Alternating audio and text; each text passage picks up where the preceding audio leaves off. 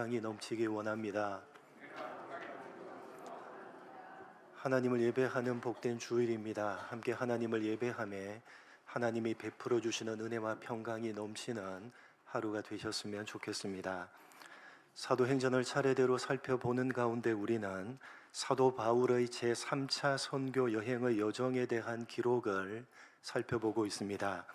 사도 바울은 그의 제2차 선교 여행을 마무리하고 자신을 파송한 수리아 안디옥 교회로 돌아가는데 돌아가는 길에 잠시 에베소에 들렸습니다.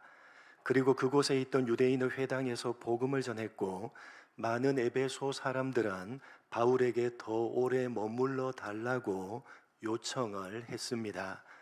그러나 그러한 요청을 거절하고 자신과 함께 있던 동역자인 브리스길라와 아굴라 부부를 에베소에 남겨놓은 채 혼자서 수리아 안디옥으로 돌아갔는데, 그렇게 떠나면서 바울은 에베소 사람들에게 만일 하나님의 뜻이라면 너희에게로 돌아오겠다라는 말을 남겼습니다.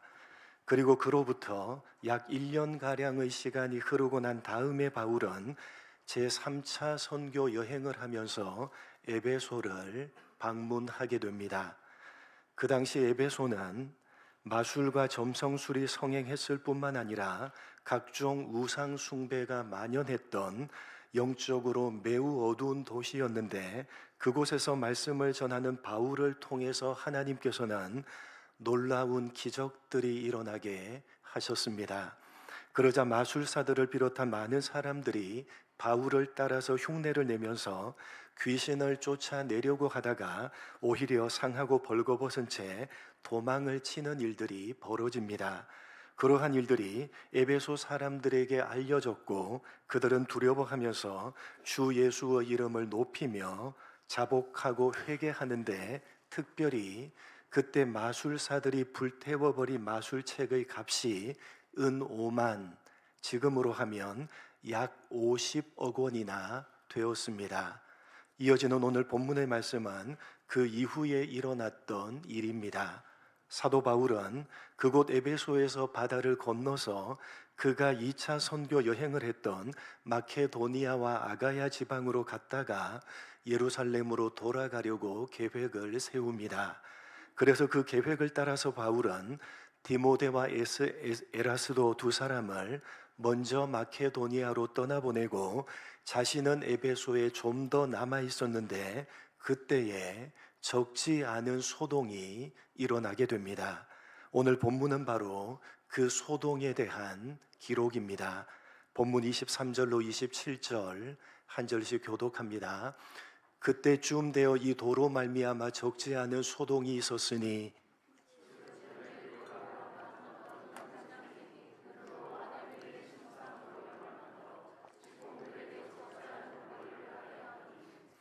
그가 그 직공들과 그러한 영업하는 자들을 모아 이르되 여러분도 알거니와 우리의 풍족한 생활이 이 생업에 있는데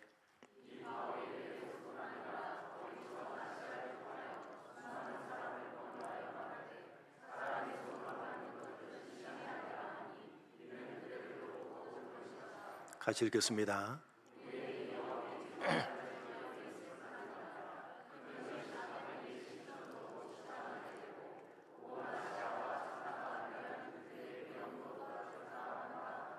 에베소에서 적지 않은 소동이 일어났던 까닭은 이 도로 말미암아, 다시 말해서 바울이 전한 말씀 때문이었습니다. 각종 다양한 우상들을 숭배하던 곳이었기 때문에 에베소에는 우상들을 깎아 만들어 팔아서 돈벌이를 하는 많은 사람들이 있었는데, 특히 가장 큰 신으로 숭배를 했던 아데미 여신의 신상을 은으로 만들었던 많은 세공업자들과 그 우상을 팔았던 많은 판매상들이 있었습니다. 사진을 보시면 여러분, 제일 왼쪽에 있는 사진이 당시 에베소를 비롯해서 소아시아 전체에서 여신으로 숭배를 했던 아르테미스, 아데미 여신입니다. 가운데 사진에서 보듯이 지금 현재도 에베소 유적지가 있는 튀르키예 셀주크 시청 앞에는 이 아데미 여신상이 지금도 세워져 있습니다. 자세히 보시면 하나의 몸통에 약 20에서 30여 개의 젖가슴이 달려져 있는 다신과 풍요를 가져다 준다고 믿었던 신입니다. 그런데 사실 이 아데미 여신은 사진 제일 오른쪽 그리스 신화에서 제우스의 딸이자 아폴로의 쌍둥이 누이 동생인 아르테미스라는 여신이었는데, 그리스 신화가 소아시아 지역으로 퍼져가면서 이 아르테미스를 에베소 지역의 토착 여신과 융합시켜서 풍요와 다산을 가져다주는 여신으로 만들어 낸 것입니다. 그렇게 에베소에서 만들어졌기 때문에 에베소의 아르테미스, 에베소의 아데미라는 이름으로 소아시아 전체로 퍼져나가서 에베소는 물론이고 소아시아 전체에서 가장 큰 신으로 숭배되어졌습니다. 두 번째 사진, 여러분 왼쪽이 지금 현재 튀르키예 에베소 유적지에 남아있는 아데미 여신의 신전 기둥입니다. 하나만 남아 있습니다. 지금은 오른쪽이 이 남아있는 기둥을 기준으로 해서 가상으로 복원해낸 아데미 신전의 모습입니다.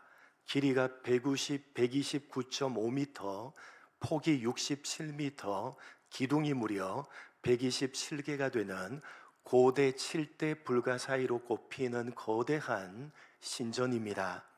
이렇게 에베소에서 만들어진 여신이 소아시아 전체로 퍼져서 도시마다 거대한 아데미 여신의 신전을 만들고 가장 큰 신으로 숭배를 했기 때문에 원산지였던 에베소에는 아데미 여신의 신상을 은으로 만들었던 많은 세공업자들과 그렇게 만든 아데미 여신의 신상을 팔았던 많은 우상 판매상들이 있었는데, 그들 가운데 세공업자였던 데메드리오라는 사람이 세공업자들과 판매상들을 모아서 선동을 한 것입니다. 바울이 전하는 말씀 때문에 자신들의 생계가 위협을 받고 있다는 것입니다. 바울이 가는 곳마다 사람의 손으로 만든 것들은 신이 아니라고 전하고 다니기 때문에 자신들의 돈벌이 수단이 없어질 위기에 처해 있고, 큰 여신인 아데미 신전도 무시를 당하게 되며 온 천하 사람들이 섬기는 아데미 여신의 위엄도 떨어질 위험에 처해 있다고 데메드리오가 많은 세공업자들과 우상 판매상들을 선동한 것입니다. 그래서 그러한 선동 때문에 에베소에 적지 않은 소동이 일어나게 됩니다.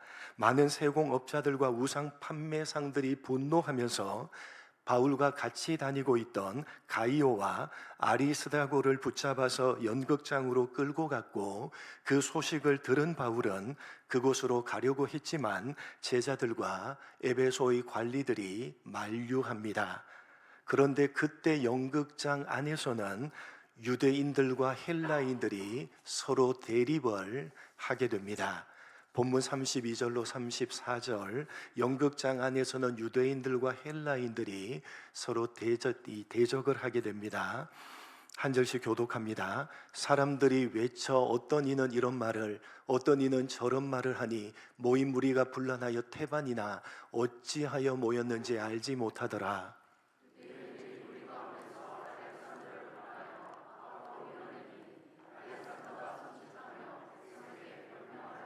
같이 읽겠습니다.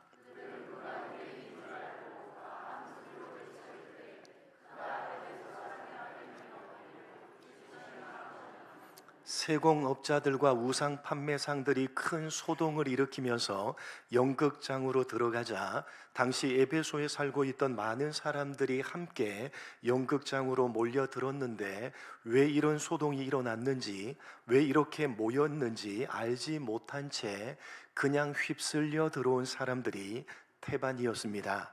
그래서 연극장 안에는 여러 가지 말들이 난무했는데, 그때 연극장 안에 있던 유대인들은 알렉산더라는 사람을 대표로 세워서 변명을 하려고 했습니다. 유대인들이 왜 변명을 하려고 했는가 하면, 이 소동이 일어나게 된 원인 제공자인 바울이 유대인이었기 때문입니다. 당시 에베소는 로마의 지배를 받고 있는 소아시아의 행정 중심 도시였기 때문에 헬라인들, 즉 이방인들이 주류를 이루고 있었고, 소수의 유대인들이 이주를 해서 함께 살고 있었습니다. 그런 까닭에 에베소는 이방인들이 주류가 되어서 도시 전체가 그리스 로마 신화에 나오는 제우스를 비롯한 여러 다신들을 우상으로 섬기면서, 특히 에베소에서 토착화해서 만들어낸 아데미 여신을 가장 큰 신으로 섬겼기 때문에 다수의 사람들이 아데미를 비롯한 각종 우상을 만드는 일과 판매하는 일에 종사하면서 생계를 유지하고 있었을 정도로 극심한 우상의 도시였고 이방인들의 도시였습니다. 그래서 그곳으로 이주를 해서 살고 있던 소수의 유대인들은 회당을 세우고 유대교 신앙을 지키면서 하나님을 유일신으로 섬기고 있었기 때문에 매사에 조심하고 또 조심했는데, 갑자기 바울이 와서 말씀을 전하면서 사람의 손으로 만든 것들은 신이 아니라고 전했던 것입니다.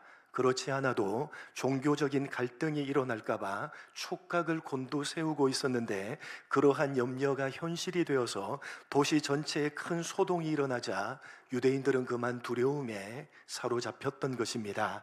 유대인인 바울 때문에 일어난 이 이방인들의 분노가 자기네 유대인들에게로 향하게 될까봐 몹시 두려웠던 것입니다. 그래서 유대인들은 알렉산더를 대표로 내세워서 분노로 가득 차 있는 헬라인들 앞에서 자신들의 입장을 설명하면서 변명을 하려고 했던 것입니다. 같은 유대인이지만 바울과 자신들은 다르다고 선을 그으면서 변명을 하려고 했는데, 분노한 이방인들은 그들 유대인들의 변명을 들으려고조차 하지 않았습니다. 오히려 이방인들은 더욱 분노하면서 한 목소리로 크도다 에베소 사람의 아데미여 라고 무려 2시간 동안이나 크게 소리를 지르면서 폭발하기 직전의 심각한 상황으로 치달아갔습니다. 그러한 때에 에베소 전체의 행정을 책임지고 있었던 서기장이 나서서 사태를 수습합니다. 본문 35절 36절 같이 읽겠습니다. 시작.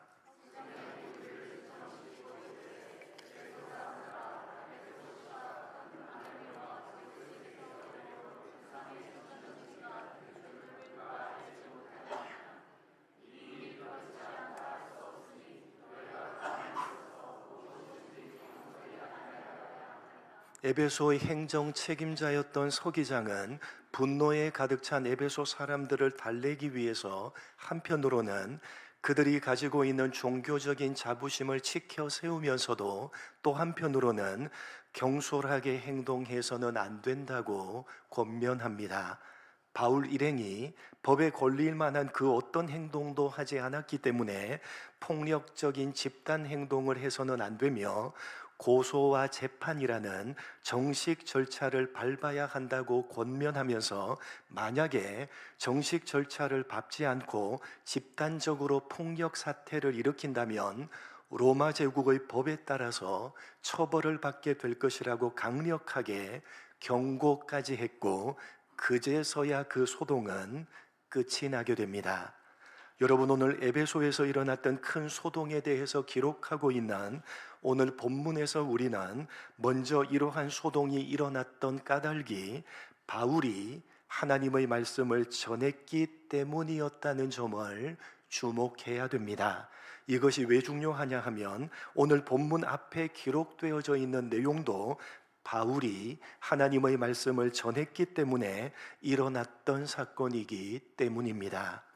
여러분, 오늘 본문 앞에 기록되어져 있는 내용은 어떤 내용입니까?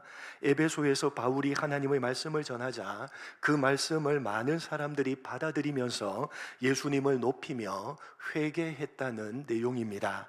대표적으로 마술로 생계를 유지했던 마술사들이 자신들이 가지고 있던 마술책들을 모아서 불태웠는데 자그마치 약 50억 원어치나 되었다는 것입니다. 그리고 이어지는 내용이 오늘 본문인데 앞의 내용과는 완전히 대조되는 내용입니다. 바울이 하나님의 말씀을 전했는데 대조적으로 많은 사람들이 받아들이기는커녕 오히려 그 말씀 때문에 분노하면서 큰 소동을 일으켰다는 것입니다. 특별히 하나님의 말씀 때문에 일어난 그 큰 소동 가운데 오늘 본문은 세 부류의 사람들을 등장시키고 있다는 점을 눈여겨 봐야 합니다. 소동을 주도했던 데메드리오를 비롯한 은세공업자들과 우상 판매상들, 자신들의 입장을 변명하려고 했던 유대인들, 그리고 서기장을 대표로 하는 에베소의 행정을 담당하고 있었던 관리들, 이렇게 세 부류의 사람들이 등장하는데 하나님의 말씀 때문에 일어난 소동에 대해서 그들 각각의 입장이 달랐고 각각의 반응이 달랐습니다. 먼저 소동을 주도했던 데메드리오를 비롯한 은세공업자들과 우상 판매상들입니다. 그들은 바울이 전한 하나님의 말씀 때문에 자신들의 생계가 위협을 받는다고 생각을 했기 때문에 큰 소동을 일으켰습니다. 다시 말해서 저들이 바울이 전한 하나님의 말씀을 거부하면서 오히려 분노했던 까닭은 그 말씀이 자기들에게 전혀 이익이 되지 않고 오히려 불이익을 끼치기 때문이었습니다. 또 한 부류는 자기 입장을 변명하려고 했던 유대인들입니다. 유대인들은 같은 유대인인 바울이 전한 말씀 때문에 일어나게 된 그 큰 소동의 불똥이 자신들에게 튈까봐 두려워했습니다. 그래서 그들은 자신들은 바울과 다르고 자신들은 바울이 전한 말씀과는 전혀 상관이 없다고 선을 그으면서 변명을 하려고 했던 것입니다. 그들 역시 바울이 전한 하나님의 말씀이 자기들에게는 전혀 이익이 되지 않고 오히려 불이익을 끼치기 때문에 그 말씀은 자신들과는 상관이 없는 것이라고 선을 그으려고 했던 것입니다. 나머지 한 부류는 서기장으로 대표되는 에베소의 행정을 담당하고 있던 관리들입니다. 그들이 하나님의 말씀 때문에 일어난 소동을 중재하면서 한편으로는 달래고 또 한편으로는 경고를 했던 까닭은 만약에 그 소동이 집단적인 폭력 사태로 이어지게 되면 반란을 염려해서 그 어떤 폭동도 절대로 용납하지 않았던 로마 제국에 의해서 도시 전체가 제재를 받거나 자치권을 잃어버릴 수가 있었기 때문이었습니다. 그렇게 되면 에베소의 행정을 담당하고 있던 자신들이 그 책임을 지고 가지고 있던 지위를 잃어버리게 되기 때문에 소동을 적극적으로 나서서 중재했던 것입니다. 역시 그들 또한 자신들에게 불이익이 돌아올까봐 소동을 일으킨 자들의 편도 바울의 편도 아닌 중립적인 반응을 보인 것입니다. 여러분, 이렇게 오늘 본문에 등장하는 세 부류의 사람들은 바울이 전한 하나님의 말씀에 대해서 각각 다른 입장이었고 다른 반응이었지만 사실은 한 가지 공통점을 가지고 있었습니다. 무엇입니까? 한 가지 공통점은 나에게 이익이 되느냐, 이익이 되지 않느냐가 그 기준이 된다는 것입니다. 내 이익의 여부를 따져서 그 이익을 기준으로 말씀에 반응했다는 것입니다. 나에게 이익이 되지 않으면 하나님의 말씀을 거부하고 분노합니다. 나에게 이익이 되지 않으면 나와는 상관이 없는 말씀이라고 하나님의 말씀과 선을 긋습니다. 나에게 이익이 되지 않으면 말씀에 중립적인 자세를 취합니다. 모두 다 하나님의 말씀에 반응하는 그 기준이 오로지 나 자신의 이익입니다. 오늘 본문 앞에 나오는 사람들과 대조시키고 있는 것입니다. 바울이 전하는 하나님의 말씀을 듣고 대표적으로 마술사들이 자기 마술책을 불태워버립니다. 하나님의 말씀을 듣고 자기들에게 이익을 가져다 주었던 마술책을 불살라 버리는 반응을 보이는 것입니다. 불태워버린 그 책값이 무려 자그마치 50억 원이나 되었을 정도로 수많은 사람들이 하나님의 말씀 앞에서 자기 스스로를 되돌아보면서 서로 자기에게 이익을 주는 것들이라 할지라도 과감하게 버리는 것입니다. 말씀 앞에서 자기의 가치관이 변하고 말씀 앞에서 자기의 삶이 변하는 반응을 보이는 것입니다. 바로 그것과 대조해서 성경 기자가 오늘 본문의 내용을 기록하고 있는 것이고, 이 말씀을 통해서 과연 너희는 하나님의 말씀 앞에서 어떤 반응을 보이고 있느냐고, 반응하는 그 기준이 무엇이냐고 우리들에게 묻고 있는 것입니다. 여러분, 오늘도 여러분의 귀에 하나님의 말씀이 들려지고 있습니다. 과연 여러분은 하나님의 말씀 앞에서 어떻게 반응을 하고 계십니까? 여러분은 어떤 기준을 가지고 들려지는 하나님의 말씀에 반응을 하십니까? 혹시 철저하게 여러분 자신이 기준이 되어서 그 말씀이 나에게 이익이 되느냐 되지 않느냐를 기준으로 해서 말씀에 반응하고 있는 것은 아니신지 스스로를 정직하게 되돌아 보시기 바랍니다. 여러분, 혹시 오늘 소동을 일으킨 사람들처럼 여러분 자신의 이익을 기준으로 말씀에 반발하고 있지는 않으십니까? 혹시 유대인들처럼 여러분 자신의 이익을 기준으로 나와는 전혀 상관이 없는 말씀이라고 선을 긋고 있지는 않으십니까? 혹시 서기장을 비롯한 관리들처럼 여러분 자신의 이익을 기준으로 이것도 아니고 저것도 아닌 중립적인 자세를 취하고 있지는 않으십니까? 스스로를 되돌아보시기 바랍니다. 여러분, 여러분의 귀에 하나님의 말씀이 들려질 때에 그 말씀이 여러분에게 이익이 되지 않는다 할지라도, 오히려 여러분에게 불이익이 된다고 할지라도 정당한 반응을 보이시기 바랍니다. 여러분이 가지고 있는 가치관과 여러분이 가지고 있는 나름대로의 기준으로 말씀을 판단하지 마시기 바랍니다. 여러분 자신의 기준으로 말씀을 판단하려고 하지 마시고, 말씀을 기준으로 그 말씀이 여러분을 판단하게 만드시기 바랍니다.